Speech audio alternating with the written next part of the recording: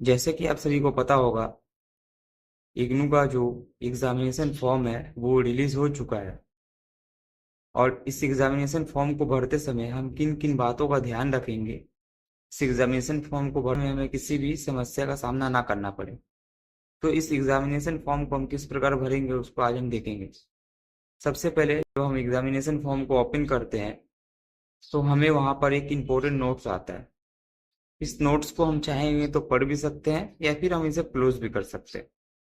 इग्नू से जुड़े ऐसे और भी अपडेट पाने के लिए हमारे चैनल को सब्सक्राइब करें और बेल के आइकन को दबाना ना भूलें, जिससे आने वाले समय में और भी अपडेट आपको मिलती रहे। आते हैं तो हम देखते हैं आपका एग्जामिनेशन फॉर्म का जो लास्ट डेट है वो 15 अक्टूबर है। और एग्जामिनेशन फी जो है वो आपका पर थ्योरी सब्जेक्ट आपका 200 रुपये है। 4 क्रेडिट का आपका 300 रुपये पर कोर्स, और 4 क्रेडिट से अधिक का आपका 500 पर कोर्स है। ठीक है। आपका जो एबीसी आईडी है, एबीसी आईडी अब एग्जामिनेशन फॉर्म को फिलअप करने के लिए एबीसी आईडी का होना मैंडेटरी है। आपका एबीसी आईडी का होना बहुत ही इंपॉर्टेंट है। और जिन जिनको पता नहीं है एबीसी आईडी, जैसे ही हम नीचे स्क्रॉल करेंगे, स्क्रॉल करने के बाद हमें यहाँ पर सेंटर के रिलेटेड यहाँ पर आके हम सर्च कर सकते हैं। जैसे कि अगर आपको फॉर्म को, जैसे कि आपके कौन से एग्जामिनेशन सेंटर को चूज करना है, कौन सा एग्जामिनेशन सेंटर आपके लिए इजी होगा, लाइक अगर दिल्ली आपके आसपास में है तो हम दिल्ली को सर्च करेंगे। दिल्ली को सर्च करने के बाद देखेंगे हमारे आसपास कौन कौन सा एग्जामिनेशन सेंटर है। जो भी हमारे नियरेस्ट एग्जामिनेशन सेंटर होगा उसको हम चूज करेंगे। या सपोज अगर हम मान लेते हैं कि आपका एग्जामिनेशन सेंटर कोलकाता है, एग्जामिनेशन सेंटर आपका कोलकाता है, तो कोलकाता में भी हम देखेंगे कि आसपास में कौन सा एग्जामिनेशन सेंटर है, या फिर आप कौन से एग्जामिनेशन सेंटर में पहले जाकर एग्जाम दे चुके हैं। अगर आप इन सभी एग्जामिनेशन सेंटर में से किसी भी एक एग्जामिनेशन सेंटर में एग्जाम दे चुके हैं तो मैं प्रिफर करूंगा कि आप उसी एग्जामिनेशन सेंटर में फॉर्म फिलअप करें। या जो भी आपके नियरेस्ट होगा एग्जामिनेशन सेंटर, आप उसी एग्जामिनेशन सेंटर में फॉर्म फिलअप कर सकते हैं। एग्जामिनेशन दिया हुआ है, इस डिक्लेरेशन पे क्लिक करके प्रोसीड एग्जामिनेशन फॉर्म, इसमें क्लिक करेंगे। उसके बाद एक ऐसा पॉपअप आएगा जहाँ पर ऑनलाइन एग्जामिनेशन फॉर्म सबमिशन का जो एक पॉपअप दिया हुआ है। यहाँ पर हमें सबसे पहले ये देखना होगा कि आपका जो इनरोलमेंट नंबर है, यहाँ पर आपका इनरोलमेंट नंबर फिल करेंगे। उसके बाद आपका कौन सा कोर्स है, लाइक एमए, बीए, बीएजी, तो उस हिसाब से हम अपने कोर्स को सेलेक्ट करेंगे। सबसे पहले आप यहाँ पर अपने इनरोलमेंट नंबर को डाल दीजिए।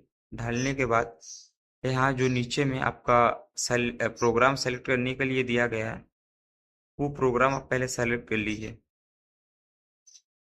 जैसे कि अगर आपका बीए है तो बीए, बीएजी है, एमए है, तो उस हिसाब से आप अपना प्रोग्राम को सेलेक्ट कर सकते हैं। मैं यहाँ पर बीएजी सेलेक्ट कर रहा हूँ। बीएजी सेलेक्ट करने के बाद आपका फिर से वहाँ पर एग्जामिनेशन सेंटर को देना पड़ेगा, जिस एग्जामिनेशन सेंटर में आप अपने एग्जाम को देना चाहते हैं। तो उसी एग्जामिनेशन सेंटर को आप फिर से सेलेक्ट करेंगे। उसके बाद नीचे एक कैप्चा कोड दिया होगा, कैप्चा कोड को देखकर इस बॉक्स में फिल करेंगे। फिल करने के बाद जैसे ही हम सबमिट करेंगे, सबमिट करने पर हमें फिर एक पॉपअप खुलकर आएगा जिसमें आपका पूरा डिटेल दिया जाएगा। आपका पूरा डिटेल ओपन हो जाएगा। पूरा डिटेल ओपन होने के बाद यहाँ पर आप अपना जो है इनरोलमेंट नंबर देखेंगे सामने, नीचे में यहाँ पर आपका नाम लिखा हुआ होगा।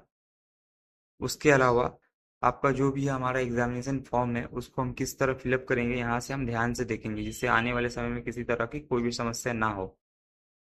तो सबसे पहले हमें एग्जामिनेशन सेंटर को फिलअप करना पड़ेगा। एग्जामिनेशन सेंटर को फिलअप करने के बाद यहाँ पर आपको पूछा जाएगा, do you want to change your communication address, क्या आप अपने कम्युनिकेशन एड्रेस को चेंज करना चाहते हैं। अगर आप अपने एड्रेस को चेंज करना चाहते हैं तो यस कीजिए।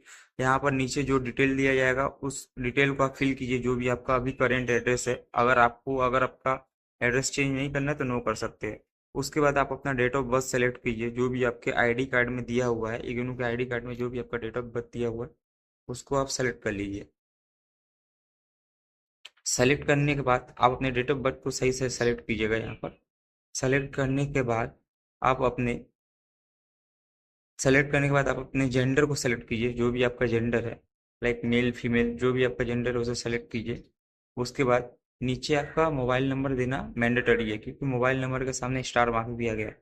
और एक बार स्टार दिया हुआ है उसको फिलअप करना बहुत इंपॉर्टेंट है। सबसे पहले हम यहाँ पर अपनी ईमेल आईडी को फिलअप करेंगे।